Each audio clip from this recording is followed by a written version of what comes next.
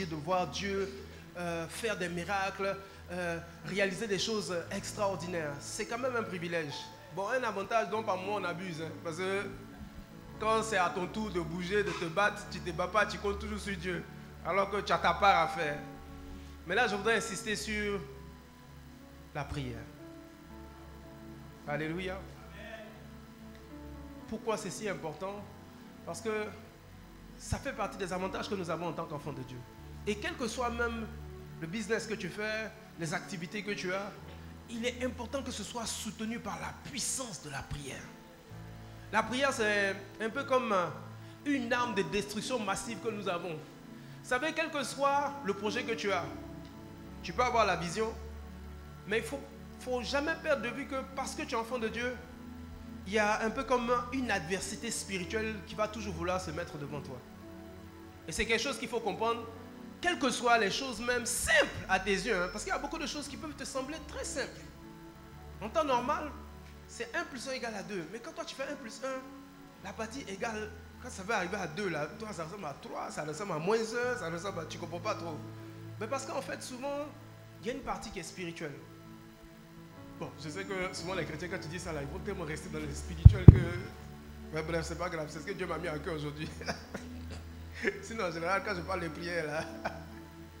Enfin bref, d'accord. Donc, il y a par moment cette adversité spirituelle. Au-delà du fait que tu fasses ta part sur terre, il faut quand même t'assurer que tu as balisé le ciel aussi. Et un des éléments importants que tout le monde doit saisir, c'est...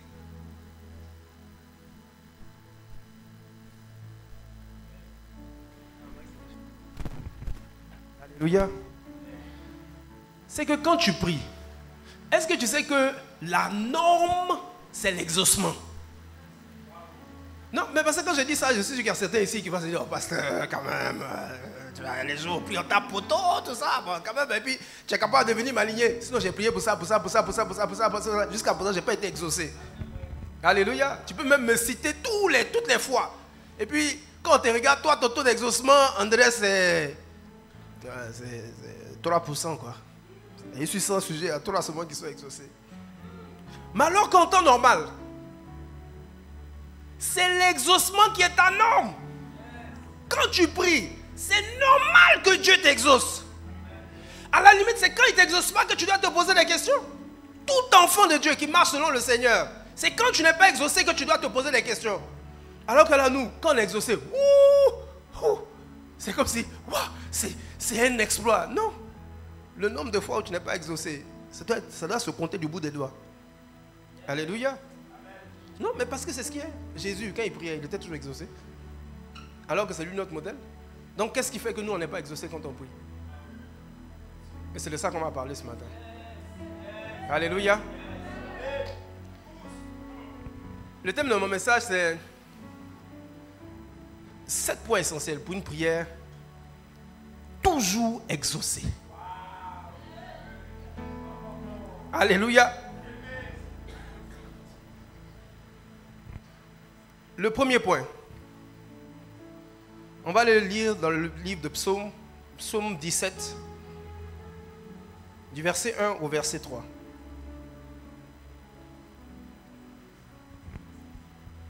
C'est bon? Prière de David.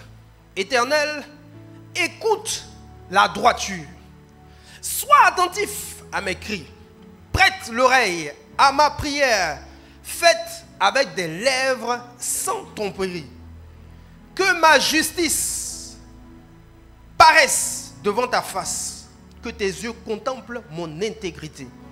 Si tu sondes mon cœur, si tu le visites la nuit, si tu m'éprouves, tu ne trouveras rien. Ma pensée n'est pas autre que ce qui sort de ma bouche. La première fois que j'ai lu ce verset, j'ai dit non. Comment une personne de l'Ancien Testament peut se permettre de parler comme ça à Dieu? Peut se permettre de dire écoute. Écoute, c'est-à-dire que c'est comme s'il donne une instruction. Tu n'as pas d'autre choix que d'entendre ce qui sort de ma bouche. Pourquoi? Parce que tu es en train d'entendre quoi? La droiture. Pourquoi? Parce que tu es en train d'entendre une bouche, des lèvres sans tromperie. Parce que quoi? Je suis légitime devant toi pour élever la voix. Quand je prie, tu as le devoir, tu as l'obligation de m'écouter. Chaque fois que je regardais ça, je dis non Seigneur quand même, le gars il est dans l'Ancien Testament. David ne peut pas venir se permettre de dire ça comme ça à Dieu. Je dis mais c'est le gars qui a fait tuer Uri. Comment il peut se présenter comme ça à Dieu? Et j'ai compris une chose. Un des premiers principes qui crée l'exaucement, qui te rend légitime devant Dieu lorsque tu te mets à prier, c'est ton intégrité. Quel est ton niveau d'intégrité? Regardez ce que ce verset dit. Il dit Seigneur, si tu me sondes, ça veut dire quoi? Si tu viens, tu analyses ma vie, tu prends le temps de regarder toute ma journée, tu prends le temps de regarder ma journée d'hier, tu prends le temps de regarder ma journée d'il y a 1 mois, d'il y a 2 mois. Il dit si tu fouilles, à un moment où moi je suis en train de dormir. Vous savez quand on est en train de dormir, ça veut dire quoi? Tu n'as aucun moyen de te justifier devant Dieu. Un moment où tu t'endors, un moment où tu ne peux pas parler pour dire écoute ici en fait c'est parce que j'ai ceci, ici c'est là. Il dit tu ne trouveras rien. Il dit à Dieu ce qui sort de ma bouche n'est pas autre que ce que je pense. Il n'y a aucune dissonance entre ce que je te dis et ce que je pense réellement. Et ça c'est le point de départ pour tous ceux qui veulent être exaucés. Quel est ton niveau d'intégrité? Est-ce que tu es en harmonie avec toi-même lorsque tu te présentes devant Dieu? Est-ce que tu es toi-même lorsque tu parles même à tes frères, à tes sœurs? Lorsque tu te retrouves dans certains milieux, est-ce que la parole que tu dis est en accord avec ce que tu penses réellement? Parce que cette dissonance est en train de disqualifier ta bouche devant Dieu. David pouvait se permettre de dire ça à Dieu. Pourquoi? Parce qu'il avait une hygiène de vie. Il avait une manière de vivre son quotidien. Quand il te dit A, c'est A. Je te dis A, c'est parce que je pense A que je te dis A. Voilà pourquoi ceux qui sont exaucés, dans leur manière de s'approcher du Seigneur, ce sont des personnes qui sont authentiques. Ce sont des personnes qui sont vraies. Si tu n'es pas vrai devant Dieu, tu ne peux pas espérer avoir un exaucement. Non, tu n'es pas vrai. Tu viens devant Dieu avec ta casquette. Et souvent pour nous qui avons été longtemps dans le Seigneur, c'est qu'à un moment donné, tu ne fais pas attention. Quand tu reviens dans sa présence, tu viens avec tout un background, tu sais, en principe, ça c'est un sujet comme ça, il faut prier de telle manière. Ça c'est un autre sujet comme ça, il faut prier de telle manière. Alors qu'en ce moment, tu as des doutes. Tu as des peurs, tu as des angoisses, tu as des inquiétudes. Mais tu te dis non que, vu ton niveau, toi tu ne peux pas avoir peur. Tu ne te donnes pas le devoir, tu ne peux pas te permettre d'avoir peur. Mais ta prière n'est pas vraie. Parce que dans la réalité, quand tu rentres dans sa présence, tu dois être vrai, tu dois être authentique. Et j'ai constaté une chose, toutes les personnes qui parviennent à rester dans la foi, dans la durée, ce sont des personnes vraies. Vraies devant Dieu, vraies devant les hommes. Tous ceux qui jouent la comédie, c'est-à-dire que tu es en train de vivre une vie qui n'est pas la tienne. Spirituellement, tu ne vas pas bien, mais tu marches comme quelqu'un qui va bien spirituellement, tu ne seras pas exaucé. Tu as encore le péché avec qui tu es en train de te battre au quotidien. Tu te bats avec le péché, mais devant les autres, tu fais comme si ça va. Et devant Dieu, tu te joues les spirituels. Tu ne seras pas exaucé. Le premier principe de base, c'est l'authenticité, l'intégrité. Si tu veux que le sang même de Jésus agisse en ta faveur, tu veux que le sang de Christ te purifie, tu veux que toute la puissance de la croix soit ton partage, tu dois être authentique devant Dieu. Vous savez David qui prend ce verset-là, qui parle comme ça à Dieu. Pourquoi il peut se permettre comme ça de parler à Dieu? Parce qu'il est arrivé des fois où il a eu des périodes de faiblesse. Et quand il est venu dans la présence de Dieu, il est venu sur la base de sa faiblesse. Il dit Seigneur, purifie-moi, sanctifie-moi. Parce que je sais que ce que tu approuves, c'est des mains qui obéissent. Pourquoi? Mais il est venu avec son état. Quand tu as des problèmes, c'est-à-dire, c'est pour ça que souvent les bébés spirituels avancent plus vite que les anciens dans la foi. Parce que quand tu es un bébé spirituel, tu viens devant Dieu avec ta nature. Tu viens avec tes faiblesses. Parce que toi-même, tu sais que par tes propres forces, tu ne pourras jamais y arriver. Donc tu as une humilité devant Dieu pour dire Seigneur, je me bats encore avec l'impudicité, je me bats encore avec la colère, je me bats encore avec le mensonge, je me bats encore avec le vol. C'est alors que toute la puissance de la croix se manifeste à ton égard. Pourquoi? Parce que la puissance de la croix agit pour ceux qui sont vrais, qui sont authentiques. Mais tu sais tout, tu crois tout, tu fais la comédie, même devant Dieu. toute la puissance qui transforme ne sera jamais ton partage. C'est parce que tu es authentique devant le Seigneur qu'il agit en ta faveur. Donc quelle est ta faiblesse? Sois vrai. Tu as un problème avec le mensonge, mais dis à Dieu. Viens devant lui. On appelle son trône le trône de la miséricorde. Donc viens tel que tu es. Ne cherche pas à te purifier avant d'entrer dans sa présence. Quand je dis ne cherche pas à te purifier, c'est dans le sens où même si tu as péché, mais c'est parce que tu as péché que tu as besoin de lui. Parce que souvent, les gars, ils commettent des fautes et puis c'est maintenant ils fuient l'église. Mais non, c'est maintenant que tu dois t'approcher de Jésus pour qu'il te délivre. C'est maintenant. Et c'est là que ta prière sera authentique parce qu'elle correspond à ce que tu vis actuellement. Non. Seigneur, je vis dans le péché. C'est difficile. Je veux m'en sortir, mais je n'ai pas la force. Je me rappelle quand je venais de me convertir. Je suis venu, je dis à Dieu, j'ai dit, tu sais, j'ai vu plusieurs personnes autour de moi qui ont marché avec toi. Et puis, leur combat est difficile. J'ai vu certains même qui ont regardé. Parce qu'on les a vus zélés. Et puis à un moment donné, on n'a rien compris. Ils ont perdu la foi. J'ai dit, Seigneur, tu vois, moi quand je regarde, je n'ai pas la force de résister au péché. Je n'ai pas la force. Et puis, ce n'est pas que ma vie là, ce n'est pas que j'avais une vie désespérée au point où j'avais besoin de toi. Non. C'est parce que je me suis rendu compte que ma vie sans toi là, elle est, voilà quoi, elle n'a pas de sens. Mais si tu ne me donnes pas la force, je ne pourrais pas.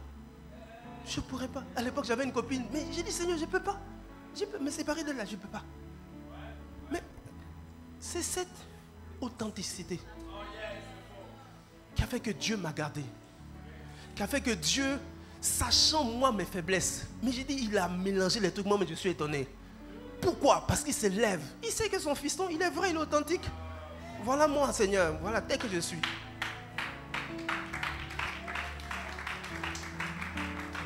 Et j'ai compris ça pour tous ceux qui veulent croître dans la durée avec le Seigneur. Chaque jour, tu dois t'assurer que tu gardes ton authenticité. Et c'est pour ça que quand tu commences à servir Dieu, il faut faire très attention. Parce que si pendant ton service, à un moment donné, tu n'es pas en harmonie avec ton propre service pour Dieu, il vaut mieux laisser le micro. Pourquoi? Parce que tu dois être authentique dans ce que tu dis. Tu dois être authentique dans ce que tu fais. Sinon, à un moment donné, tu montres une image qui n'est pas toi. Même quand tu prêches, tu ne prêches pas. Tu es en train de réciter un message. Parce que ça ne correspond plus à ta vie. Mais c'est pour ça que tu n'es pas exaucé. C'est pour ça que tu n'es pas exaucé. Quel est ton niveau d'intégrité? Quelle est l'authenticité avec laquelle tu te présentes devant Dieu? Quelles sont les faiblesses que tu caches? Pourquoi tu les caches? Chaque fois que tu vas ouvrir ces faiblesses, c'est là que lui sera ta force. C'est là que lui va commencer à te transformer. C'est là même que ton témoignage va commencer avec Christ. C'est là que tu vas comprendre que c'est lui qui donne la force. Tous ceux qui marchent dans la pureté, tous ceux qui marchent dans la sanctification, ce sont des gens authentiques. C'est pour ça que Dieu leur donne la force. C'est pour ça que Dieu leur donne des ressources nécessaires pour aller jusqu'au bout. Alléluia. Donc le premier point, ton intégrité. Surveille ta bouche. Assure-toi que tu n'es pas en train de jouer un rôle. Assure-toi que tu n'es pas en train de jouer un rôle, mais que tu es authentique, que tu es vrai, que ce qu'on voit de toi n'est pas différent de qui tu es. Alléluia. Ce que tu dis n'est pas différent de ce que tu es. Tu assumes ta personne, que ce soit devant Dieu ou devant les autres. Vous savez, même la transformation du caractère, c'est parce que tu es vrai devant Dieu que Dieu te transforme. Et ça, j'ai vu ça tellement de fois. Par moments, même, c'est des gens qui ont des caractères un peu bizarres, qui vont très loin dans l'œuvre. Et toi, tu es un peu choqué, tu dis, mais lui, il est un peu dur, il est un peu ruste. Mais dans sa dureté, là, chaque matin, il vient devant Dieu, Seigneur, voilà moi. Je suis un gars dur, je suis imparfait, mais sers-toi de moi quand même, je veux faire ton œuvre. Et c'est ceux-là, parce qu'ils sont authentiques, que Dieu pousse. Et le comble, c'est que plus le temps passe, tu assistes à une transformation graduelle, quotidienne, mais une vraie transformation qui est issue du Saint-Esprit.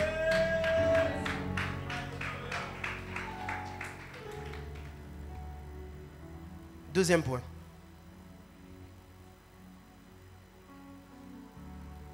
Psaume 18, verset 20.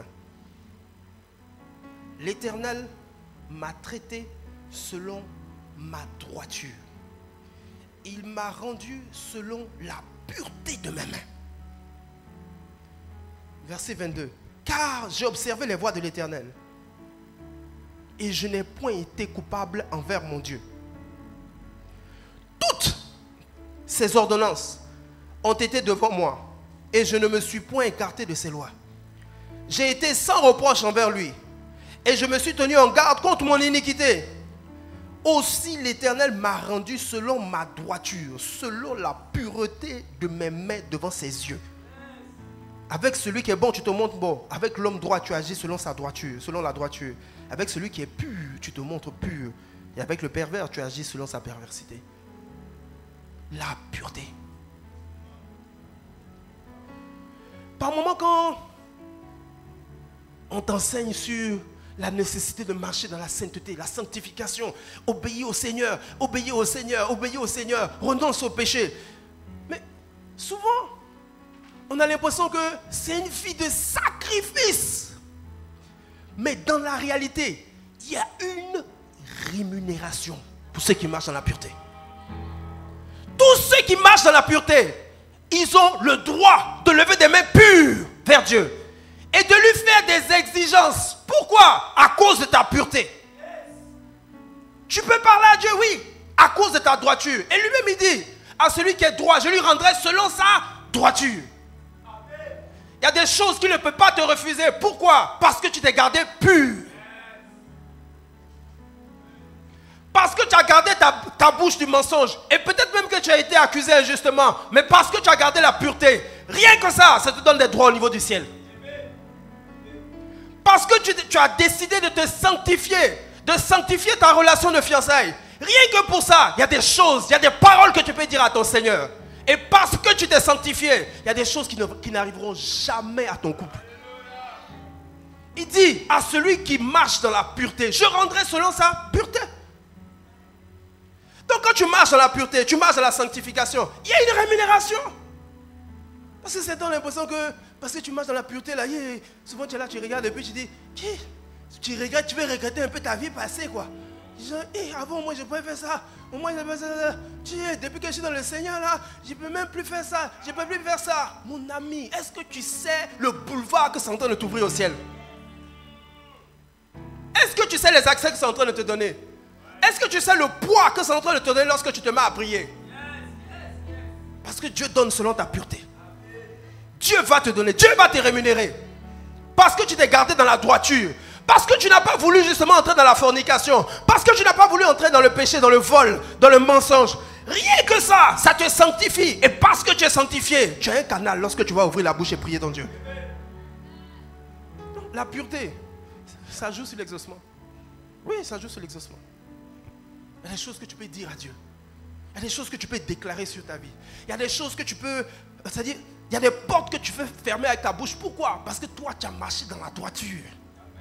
Regardez ce que David dit. Il dit, je me suis tenu en garde. Il dit, j'ai respecté toutes tes ordonnances.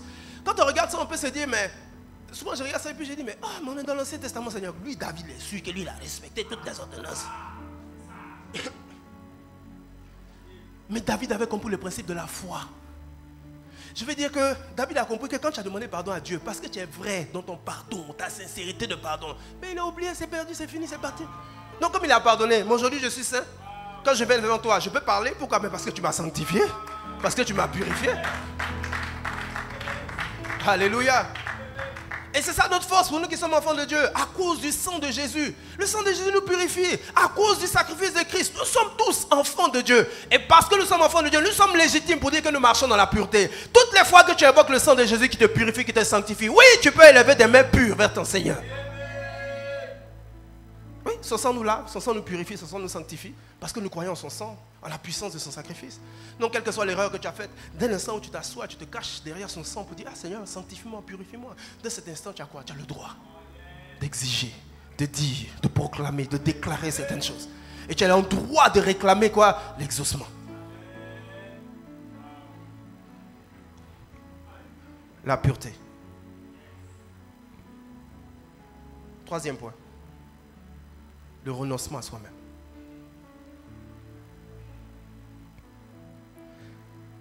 Matthieu 26, verset 39.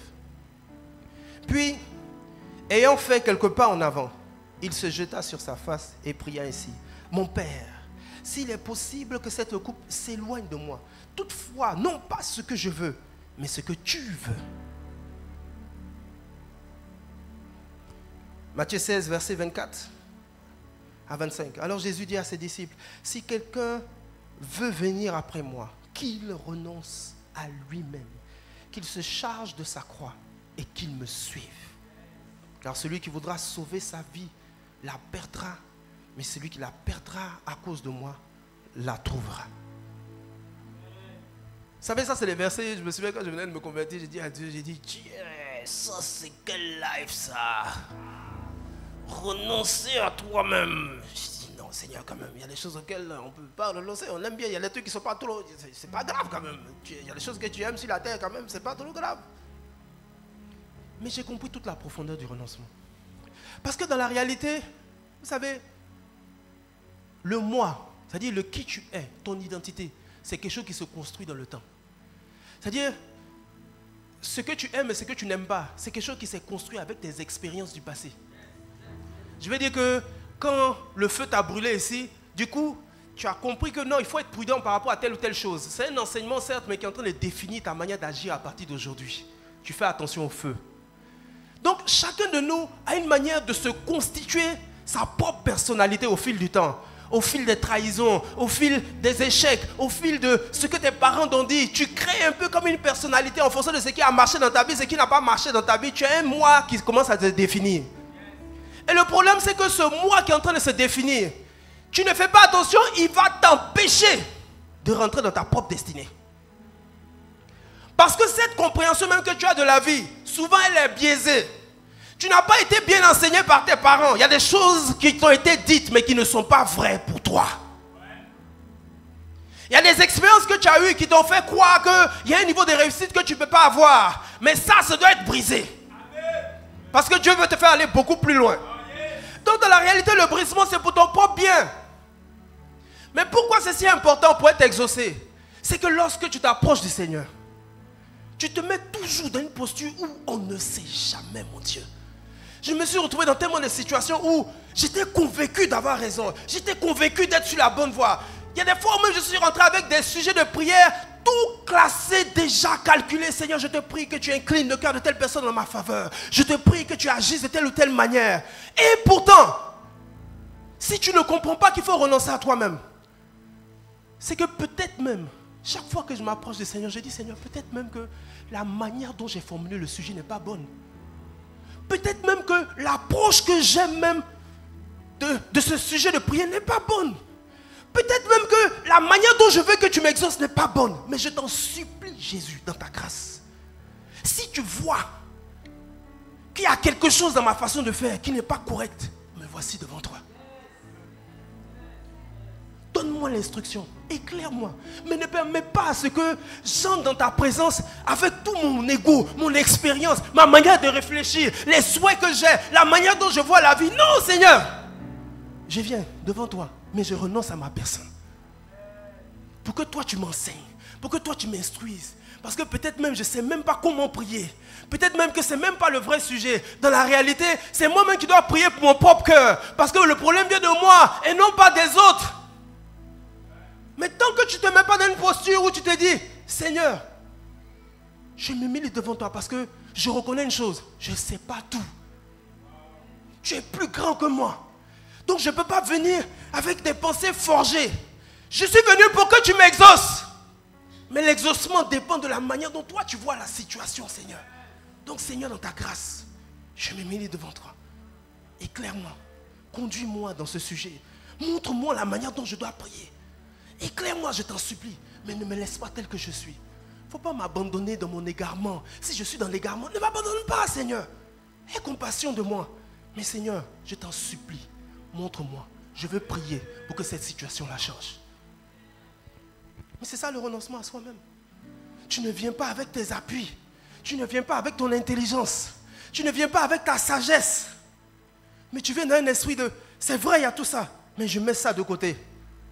Pour entendre ta voix, pour que tu me conduises, pour que tu me montres ce qui est à toi. Et lorsque tu vas me montrer ce qui est à toi, Seigneur, je suis disposé à renoncer à ce que je croyais juste. Je suis disposé, Seigneur, à oublier ma propre logique, ma propre pensée, pour me coller à la tienne. Même si ça va être douloureux, je compte sur ta force. Alléluia.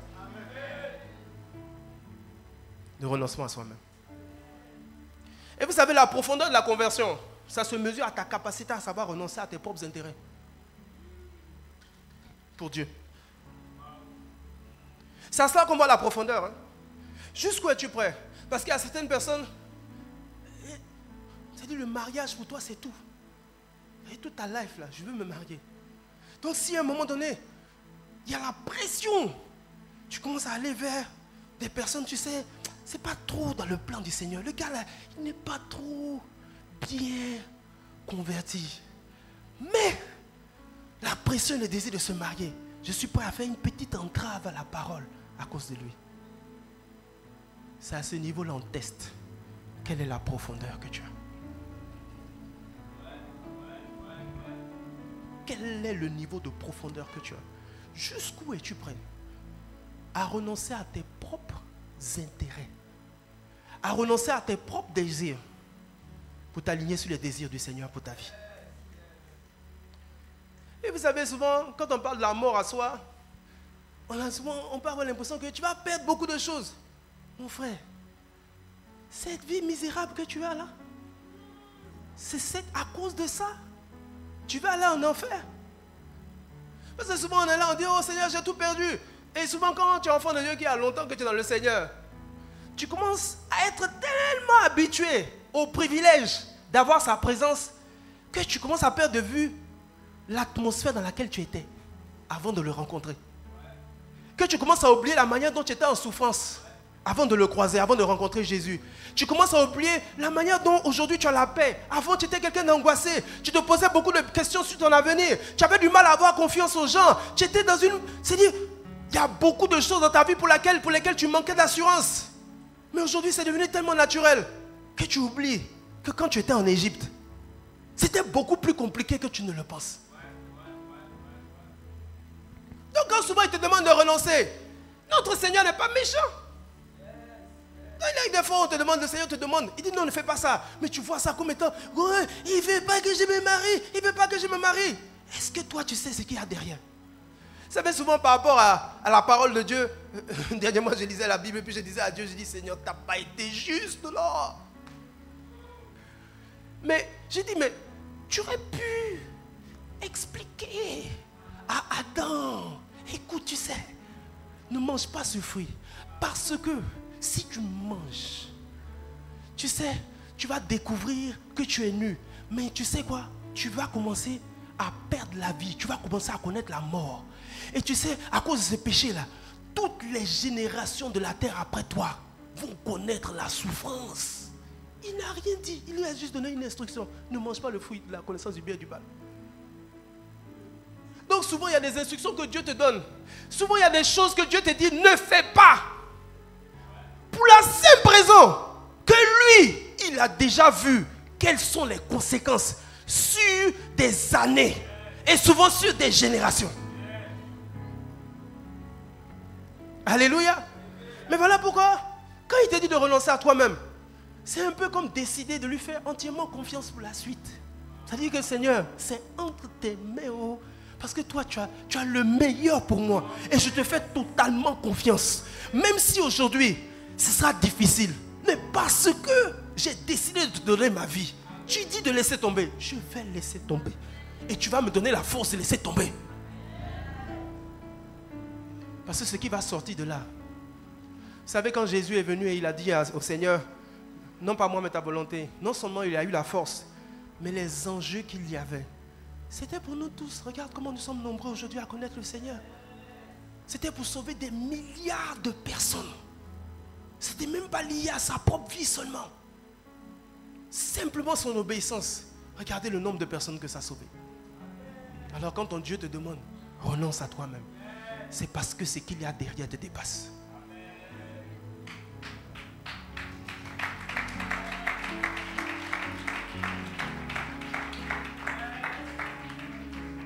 renoncer à soi-même. Chaque fois que tu rentres dans sa présence, te dire qu'il est possible que j'ai tort. Il est possible que je ne sache pas comment faire. Et pour cela, Seigneur, je me remets entièrement entre tes mains. Ce que tu vas me demander de faire, je vais le faire. Donne-moi la force. Instruis-moi. Montre-moi ton chemin. Montre-moi comment je dois y aller. Comment je dois prier. Montre-moi ta sagesse. Je suis à ta disposition. 4e point. Et ça, c'est un des points qui est très important. J'ai besoin d'un batteur. Tu peux faire? La Bible dit en 1 Corinthiens 13, à partir du verset 1. Quand je parlerai les langues des hommes et des anges, si je n'ai pas la charité, dans d'autres versions, c'est si je n'ai pas l'amour, je suis un airain qui résonne ou une cymbale qui retentit. Maintenant, regarde, ça c'est Seigneur Jésus. Merci pour cette journée. Nous te bénissons.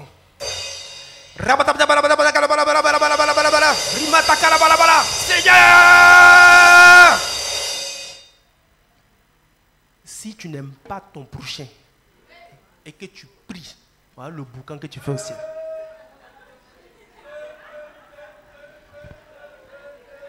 C'est bon, hein? Donc, il faut comprendre une chose. C'est que le niveau de ton exaucement est lié à la profondeur de ton amour. Plus tu vas aimer, plus tu seras exaucé. Pourquoi? Parce que ta parole aura du poids. Quand tu vas élever la voix, parce que l'amour de Dieu est en toi. Quand tu vas élever la voix, ton son sera prioritaire. Ta voix sera prioritaire pour l'exaucement. Voilà pourquoi il faut se méfier. Quand tu rentres dans sa présence, mais ouvre-lui ton cœur pour être sûr qu'il n'y a aucune trace d'amertume. Il n'y a aucune personne à qui tu en veux. Pourquoi? Mais ils sont en train de freiner ton exaucement.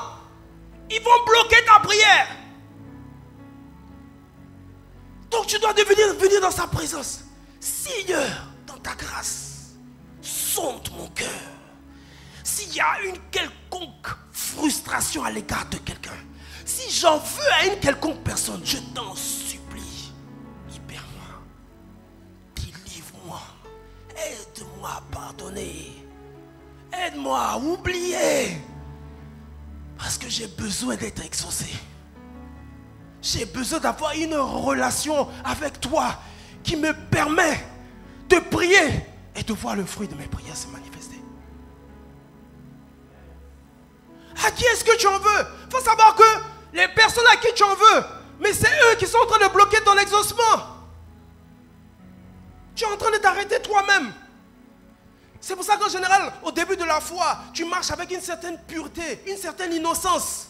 Et c'est à cause de cette innocence que tu as un tel niveau d'exaucement. Maintenant, au fil du temps, tel frère m'a blessé. Tu commences à te refroidir. Tel autre m'a dit telle parole. Tu commences à te refroidir. Ah, tu as appris que tel autre t'a critiqué. Tu commences à te refroidir. Et tu ne te rends pas compte. Tu es en train de perdre la puissance de tes prières. Sanctifier son cœur. Et vous savez, le challenge, surtout quand vous êtes marié, en couple. La première personne qui va te blesser, et puis je t'informe même que c'est ça même, c'est ton conjoint. Parce que vous vivez ensemble, vous êtes ensemble tous les jours. Et parce qu'on est ensemble tous les jours là, forcément on va se blesser. Donc ça veut dire quoi? Chaque jour, tu dois t'assurer que dans ton cœur, il n'y a rien contre ton conjoint. Et que toutes les fois qu'il aura fait des choses, tu auras l'aptitude à dire, Seigneur, je lui pardonne. Pourquoi? Parce qu'il y va de ta propre relation avec ton Seigneur. Donc tu dois veiller, surveiller ton cœur. Tu en veux à tes parents, Mais c'est pour ça que tu n'es pas exaucé. Quand on te parle de ton père, ça réveille l'amertume. Mais c'est pas ça que tu dois commencer dans tes prières. C'est là que tu dois jeûner. C'est là que tu dois prier. Passer des jours à veiller dessus pour qu'il purifie ton cœur. Pourquoi? Parce que de cela dépend toute une série de sujets de prière que tu as fait monter au ciel. Purifie ton cœur. Surveille ton âme. Assure-toi qu'il n'y a aucune trace d'amertume. Assure-toi. Veille. Quand tu rentres dans sa présence, dis-lui, Seigneur, me voici devant toi. Peut-être même qu'il y a des choses dont je ne me souviens pas, mais qui sont quand même restées dans mon cœur. Ouvre mes yeux. Aujourd'hui, là, chaque jour, ouvre mes yeux, ouvre mes yeux. Est-ce que vous savez, maintenir son cœur dans la pureté et dans l'amour, ce n'est pas une affaire d'un jour. C'est quelque chose qu'il faut surveiller au quotidien, chaque jour. Parce que si tu ne surveilles pas, vous savez, c'est comme une maison. Arrête de balayer. Qu'est-ce qui va se passer? Arrête de nettoyer la poussière. Qu'est-ce qui va se passer? Au bout d'un an, mais ce sera le désordre total. Chaque jour, tu dois sanctifier. Chaque jour, tu dois balayer. Chaque jour, tu dois enlever les ordures. Chaque jour. Alléluia. Non, tu dois te purifier. Tu dois surveiller ton cœur. Tu dois toujours surveiller ton cœur.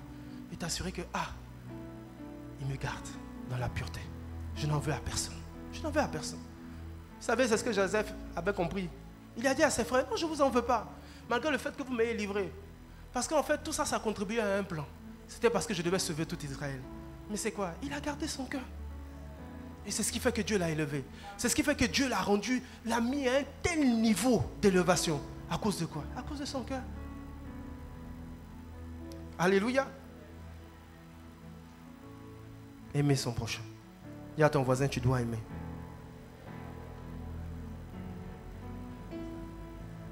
Cinquième point.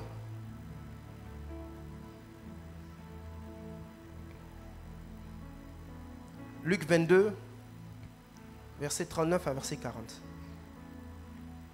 Après être sorti, il alla selon sa coutume à la montagne des Oliviers. Ses disciples le suivirent. Lorsqu'il fut arrivé dans ce lieu, il leur dit, priez.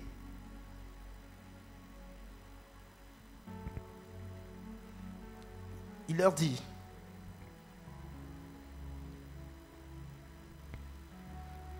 priez afin que vous ne tombiez pas en tentation. Bref. Vous savez, Jésus avait une coutume. Et dans cette coutume-là, il avait des moments à lui de prière.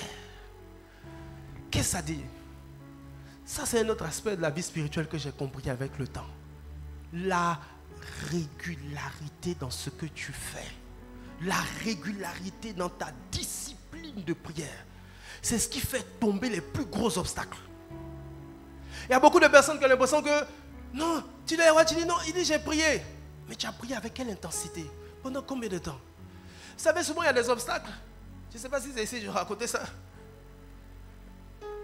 Une fois, il y a l'histoire d'un sculpteur qui devait tailler un gros rocher. Et vous savez, il a commencé à taper. Et il y avait des spectateurs qui étaient autour de lui en train de le regarder taper. Et certains, bon ça c'est moi qui raconte, qui complète l'histoire, hein, faisaient des commentaires du genre, mais toi tu es sûr que tu peux faire tomber ce rocher-là? Non mais le rocher là est trop costaud. Non mais tu ne pourras pas, c'est trop costaud. Avec tes petits coups là, toi tu es sûr que tu peux faire tomber ça? Bon ça je prends ça comme Satan qui est en train de parler. Tu vois ce que tu veux? Mais qu'est-ce qui se passe? Le gars il a continué à frapper avec constance. Constance. Constance. Dans des endroits stratégiques. Avec constance. Avec constance. Avec constance. Jusqu'à ce que un jour, il a donné un seul coup. Le rocher s'est fendu en deux. Vous savez, quand quelqu'un va regarder, il va se dire, il a fallu un seul coup pour fendre le rocher. Mais dans la réalité, c'est les 3280 coups avant qui ont fissuré l'intérieur et qui ont fait que le dernier coup a pris.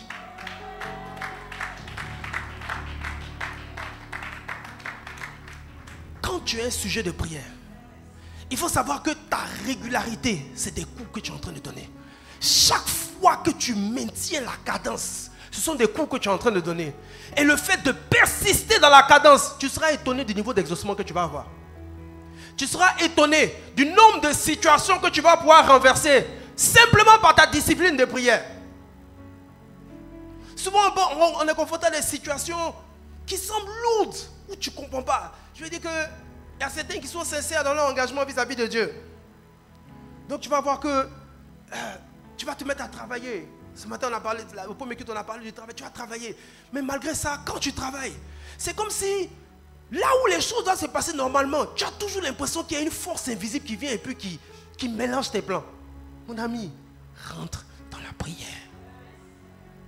Frappe avec ce que tu as. Tape chaque jour, tape chaque jour. Un jour, tu seras étonné. Au moment où tu attends le moins, c'est ce jour-là, ce sera la dernière prière qui va tout briser, qui va diviser la mer rouge.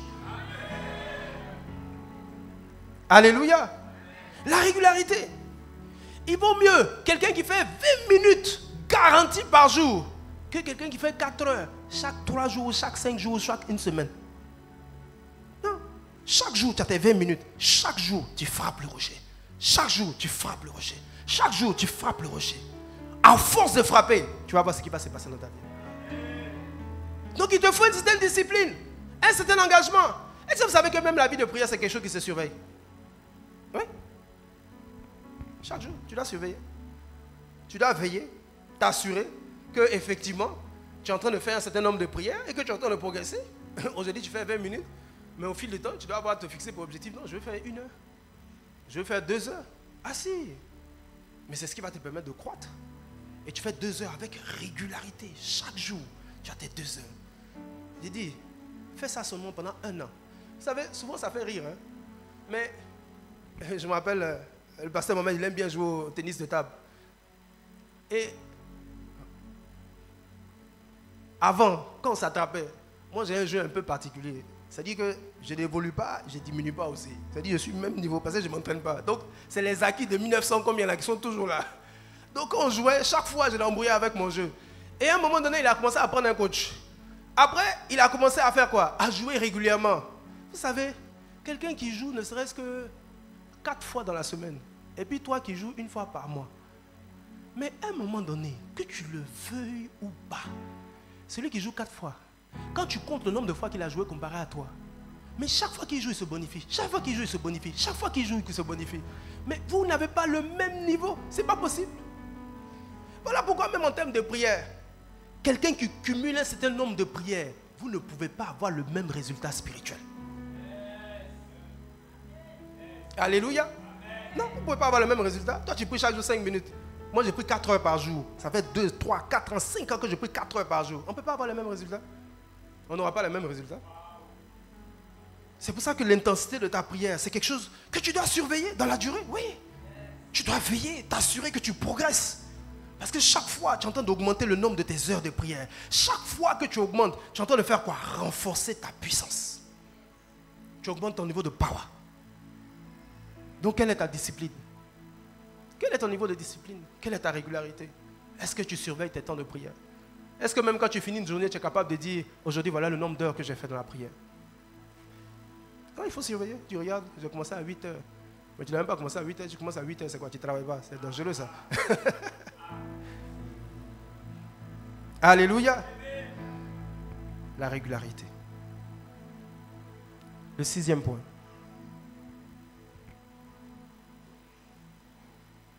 Romains 8, à partir du verset 26. De même aussi, l'Esprit nous aide dans notre faiblesse, car nous ne savons pas ce qu'il nous convient de demander dans nos prières. Mais l'Esprit lui-même intercède par des soupirs inexprimables. Et celui qui sonde les cœurs connaît quelle est la pensée de l'Esprit, parce que c'est selon Dieu qu'il intercède en faveur des saints. Le Saint-Esprit est un don privilégié que nous avons en tant qu'enfants de Dieu. Le don de l'Esprit, le fait de pouvoir parler en langue. Vous savez, Paul, dans les versets où il est en train de discuter avec les gars de l'église pour dire que est-ce qu'on va prier en langue, qu'il faut qu'il y ait de l'ordre, que certains prophétisent, etc., etc. Il a dit, sinon si c'est prier en langue, moi Paul, je prie en langue plus que vous tous ici.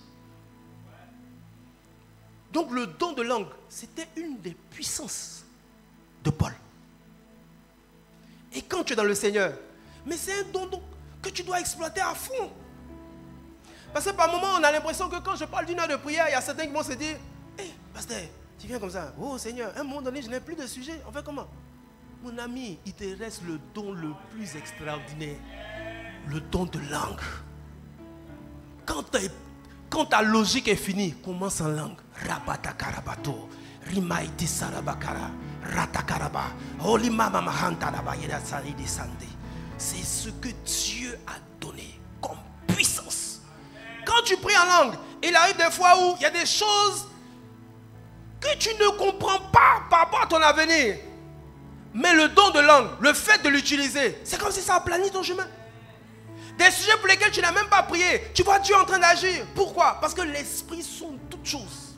Il connaît l'avenir. Il sait quels sont les pièges que le diable a posés devant toi. Il sait tout ça.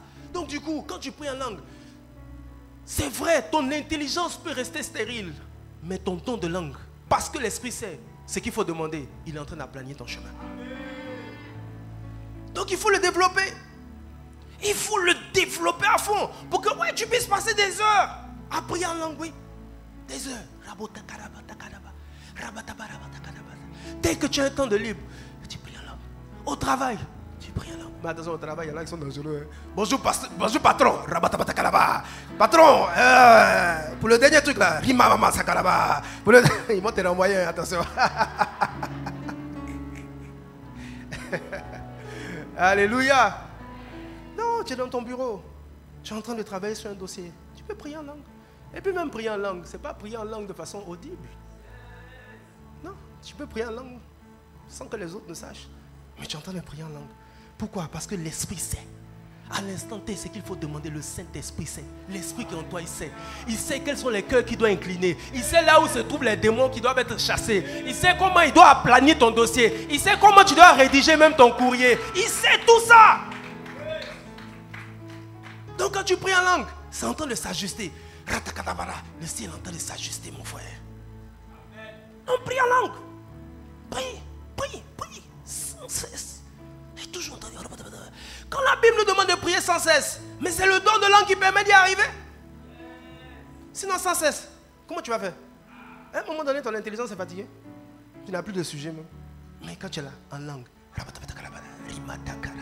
mon frère, je ne sais pas pourquoi je prie, mais une chose est certaine, l'Esprit de Dieu qui sait toutes choses et qui sonde même la pensée de Dieu, parce qu'il sait ce dont j'ai besoin. Quand je prie en langue, je suis sur le chemin de mon exaucement. Donc quand tu rentres dans sa présence, mais libère-toi. C'est vrai, tu peux avoir une partie où tu pries de façon intelligible, mais prie en langue, utilise le don, parce qu'il y a une puissance dedans. Et tu seras surpris des résultats que tu vas obtenir. Parce que souvent tes prières en français, là, elles sont limitées. Toi, est-ce que tu sais qu'il y a un sorcier, un petit démon qui est en train de se caler derrière ta porte? Tu ne sais pas. Alléluia. Ou même tu as déposé ton dossier, tu ne sais pas. Tu ne sais pas qu'il y a des démons qui sont en train de parler au patron pour pouvoir te renvoyer. Tout ça, tu ne sais pas. Tu ne sais pas qu'il y a des gens qui ont fomenté des coups contre toi. Tu ne sais pas. Mais l'Esprit de Dieu, pendant que tu pries, je dis, tu ne sais pas, il est en train de renverser les situations. Il est en train de mettre un ange à côté du patron pour dire, non, ce que le gars l'a dit est faux. Mais c'est à cause de ta prière que tout ça est en train d'être transformé. Alléluia. On dit à ton voisin, prie par l'Esprit.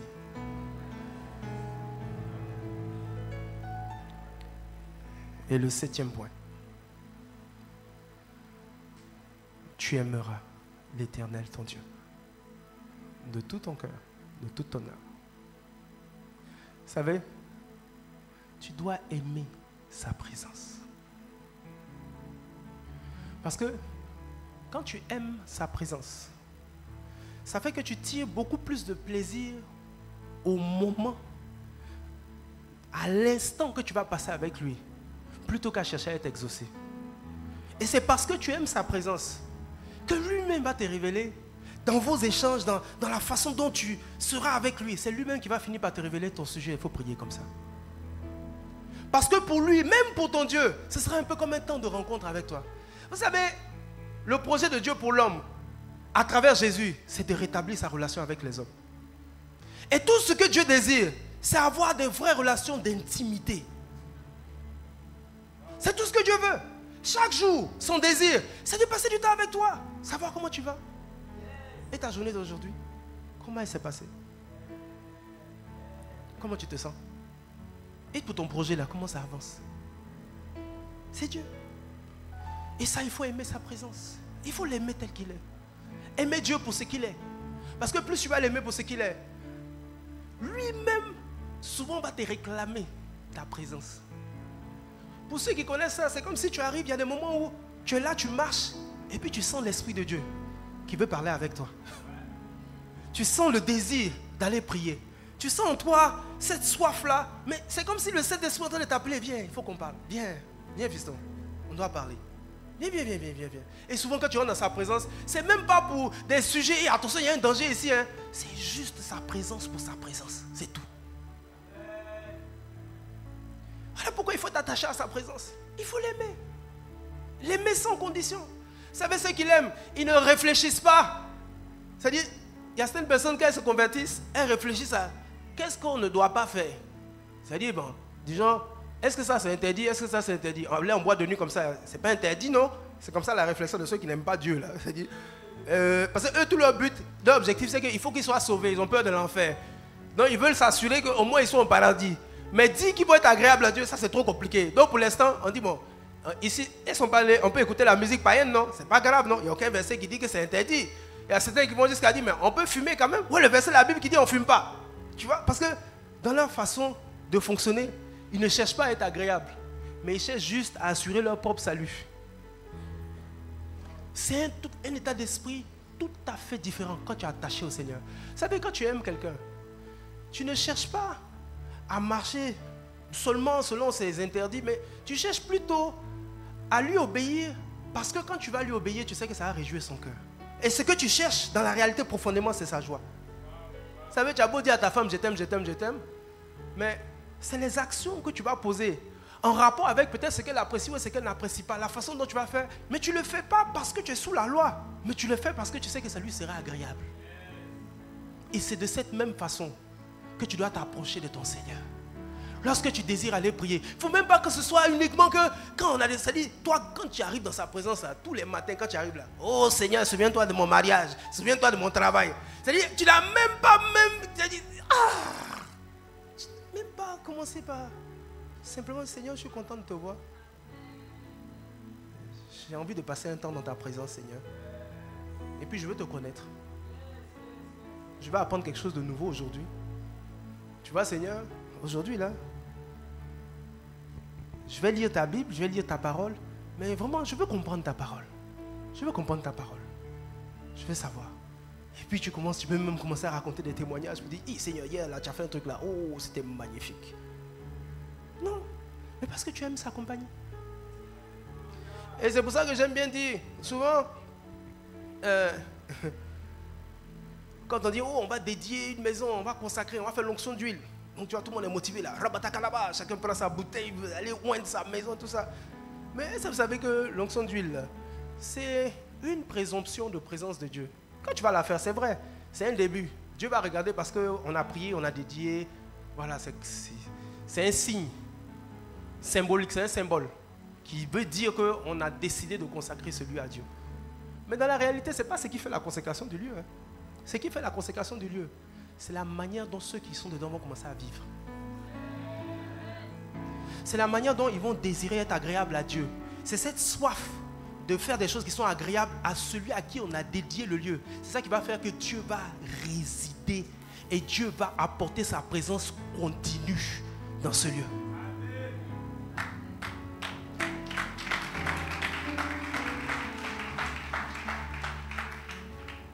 Donc, tes temps de prière, c'est des moments de plaisir pour ton Seigneur. Plus tu lui seras agréable, plus tes instants de prière, tu vas voir que le niveau d'exaucement que tu vas obtenir sera extraordinaire. Souvent, ce n'est même pas parce que tu aurais émis des sujets, mais simplement parce que tu aurais passé un bon temps dans sa présence. Lui-même va te dire, mon fils, tu es exaucé. Va en paix. Alléluia. Donc attachons-nous à notre Seigneur. Attachons-nous à Jésus. Que Dieu nous bénisse.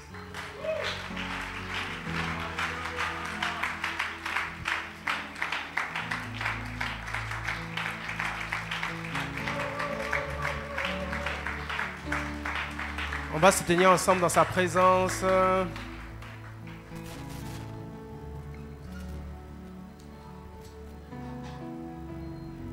7 points essentiels pour être exaucé. 1. L'intégrité. 2. La pureté. 3. Le renoncement à soi-même. 4. Aimer. 5. La régularité. 6. La marche par l'esprit. Et 7. Aimer sa présence. Ensemble, nous allons prier notre Seigneur relativement à ces 7 points. Tu sais quels sont les aspects de ta vie où tu as besoin de progresser avec ton Dieu. Tu vas lui dire, Seigneur, à compter de ce jour, aide-moi, renouvelle-moi, aide-moi à être à la hauteur. Si en ce moment tu vois que tu manques d'intégrité, tu n'es pas vrai, tu n'es pas authentique, aujourd'hui tu vas te repentir et tu vas dire au Seigneur, je m'ouvre à toi. Étends ta main seulement, étends ta main, mais aide-moi, ne me laisse pas tel que je suis. Ensemble, ouvrons la bouche et prions notre Dieu.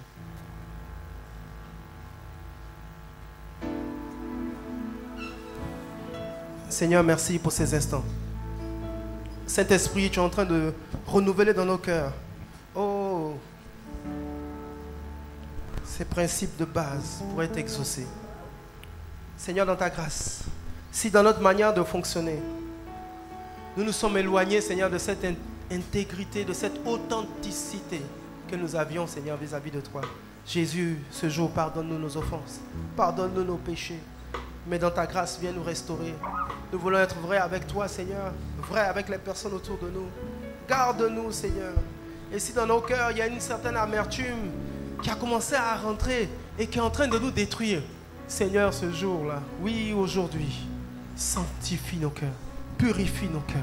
Donne-nous la capacité de pardonner, Jésus. Dans ta grâce, purifie nos cœurs. Purifie nos cœurs. Purifie nos cœurs. Oh, Jésus. Donne-nous la force de pouvoir renoncer à nous-mêmes. De pouvoir renoncer à nous-mêmes, Seigneur. Renoncer à nous-mêmes. À nos propres intérêts, Seigneur. Dans ta grâce, Jésus. Dans ta grâce, Jésus. Dans ta grâce, Jésus. Viens à notre secours. J'ai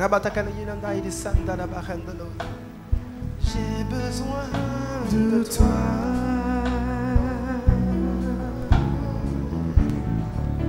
J'ai tant besoin de toi. De toi seul, j'ai besoin de toi. J'ai tant besoin de toi. J'ai tant besoin de toi, Père. De toi seul, j'ai besoin de toi. J'ai tant besoin. J'ai tant besoin de toi, Père. De toi seul, j'ai besoin de toi. Tu vas simplement lever les mains vers le Seigneur. Merci Saint-Esprit pour ta grâce. Merci Jésus pour ce jour. Seigneur, je veux te prier pour mon frère, je veux te prier pour ma soeur. À compter de ce jour, qu'il y ait un vrai renouvellement, une totale restauration dans sa vie de prière. Seigneur, qu'à compter de ce jour, ces principes-là lui servent de repère. Merci Jésus de renouveler la vie spirituelle d'une personne ce matin. Merci, ô Dieu vivant, pour toutes les personnes qui passaient par des périodes de faiblesse. Que ton esprit maintenant les visite pour les renouveler, pour les restaurer. Pour tous ceux qui ont perdu ce zèle dans la prière, je te prie qu'à compter de ce jour, tu les restaures, tu les renouvelles. Pour ceux qui ont perdu la force même de prier, qu'à compter de ce jour, toute forme d'attaque du diable pour les assoupir soit détruite maintenant au nom de Jésus. Je révoque toute forme d'esprit d'assoupissement maintenant dans leur vie au nom de Jésus. Merci Saint-Esprit pour ta grâce sur la vie de tes enfants. Merci Saint-Esprit. Merci Jésus. Merci Jésus. Merci Jésus. Merci Jésus. Je vois une personne à qui Dieu fait la grâce d'avoir des temps profonds d'intimité. Et j'entends dans mon esprit comme ça, il y a longtemps que tu ne t'es pas approché de moi. Il y a longtemps que tu ne t'es pas approché de moi. Il y a longtemps que tu ne t'es pas approché de moi. Je vois des personnes que Dieu attend dans sa présence. Il t'attend dans sa présence. Il t'attend dans sa présence. Il t'attend. Il t'attend. Il t'attend. Il t'attend. Je vois des personnes, le Seigneur compte sur toi pour délivrer ta famille. Tu es la sentinelle, tu es la sentinelle, tu es la sentinelle. Tu es la sentinelle. Tu es la sentinelle. Tu es la sentinelle de ta famille. C'est par toi que la délivrance va venir. C'est par toi que la délivrance va venir. C'est par toi que la délivrance va venir. C'est par toi, c'est par toi, c'est par toi. Je vois certaines malédictions que tu vas annuler simplement par tes temps de prière. Quand tu vas ouvrir la bouche, tu vas briser, briser, rompre, casser ces liens, casser ces alliances. Et il y aura la liberté dans ta famille. La liberté. Je vois la liberté au niveau de la prospérité. La liberté au niveau des études, des enfants, des petits-enfants. Le Seigneur t'attend dans la prière. Le Seigneur t'attend dans la prière. Le Seigneur t'attend dans la prière. Le Seigneur t'attend dans la prière. Le Seigneur t'attend dans la prière. Le Seigneur t'attend dans la prière. Il t'attend.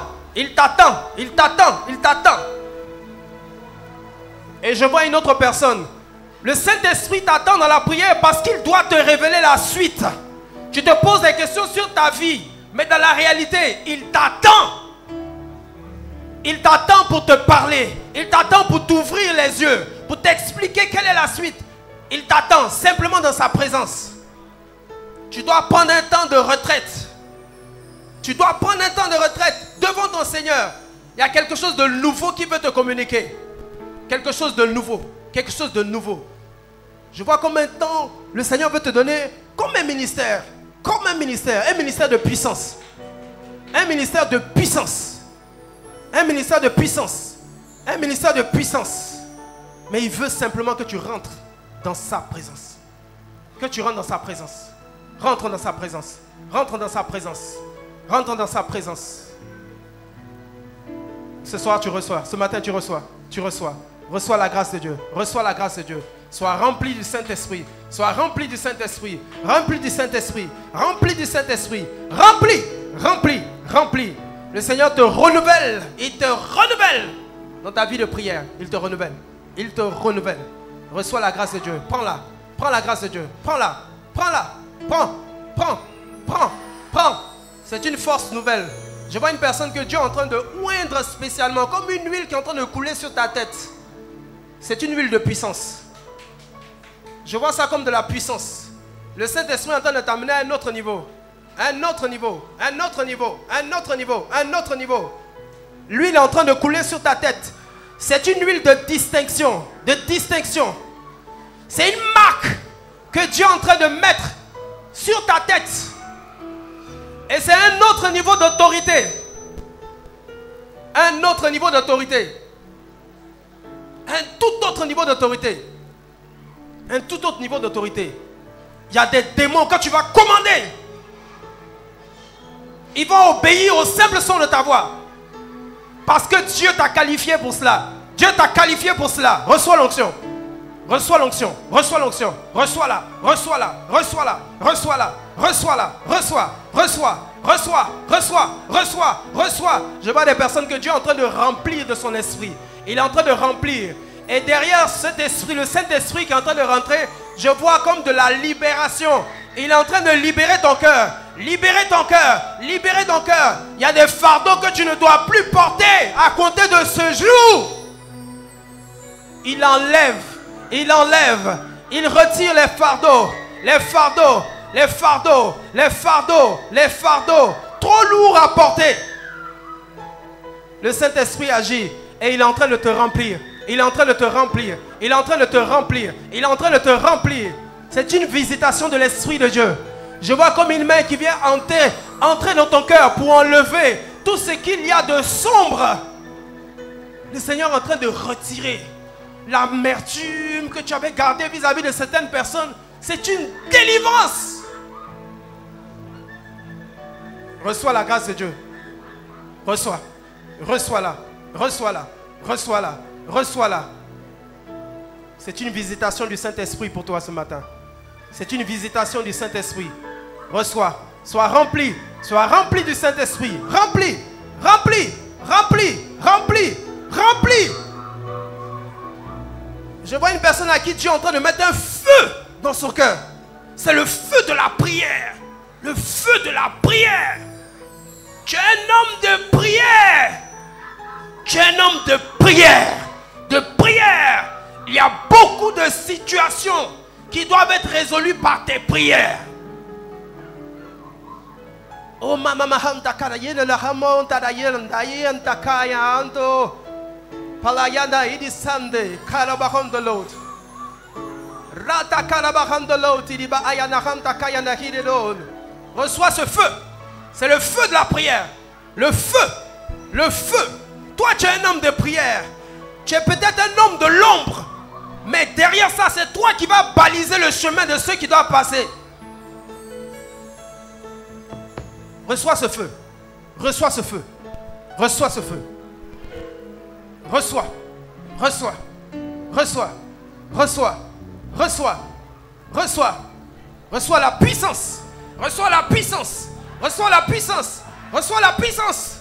Reçois-la. Reçois-la. Je vois d'autres. Le Seigneur est en train de mettre l'onction sur ta vie pour l'évangélisation.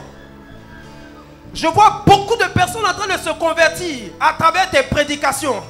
Je vois beaucoup de délivrance à travers tes prédications.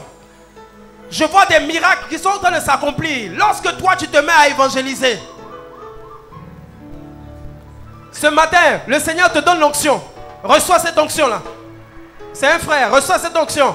Reçois-la, reçois-la, reçois-la, reçois-la. Et à compter de ce jour, tu ne seras plus le même. Plus le même. Reçois, reçois, reçois. Farabaham takala yeno bari de célébrer. Rima takala baham de l'autre, il va ayana ham takayana ham de l'ouïd, ma anto koro baham dalai de célébrer ndaya. Payana baham takala baham de l'autre, il va aïe de célébrer, il n'a aïe de santo koro baham dalabaï de célébrer. Rima takala baham de l'autre, il m'a aïe de célébrer. Reçois cette puissance, reçois cette puissance, cette puissance, cette puissance, cette puissance. Ça va augmenter ton niveau de foi. Ton niveau de foi va croître. Tu auras la foi pour déplacer certaines montagnes. Certaines montagnes. Des choses tu regardais, tu te disais impossible. Mais par ton canal, à cause de la foi, de la foi, de la foi, de la foi, je vois comme des paralytiques qui se mettent à marcher. Je vois des choses extraordinaires. Un peu même comme des bras qui poussent. Des choses mais vraiment qui vont te troubler toi-même. Mais c'est la grâce de ton Seigneur. C'est la grâce de ton Seigneur. Reçois-la. Reçois-la. Reçois-la. Reçois. Reçois-la. Merci Seigneur. Merci Jésus. Oh, merci Saint-Esprit. En ton nom Jésus, oh, nous t'avons ainsi prié. Amen. Est-ce qu'on peut acclamer le Seigneur?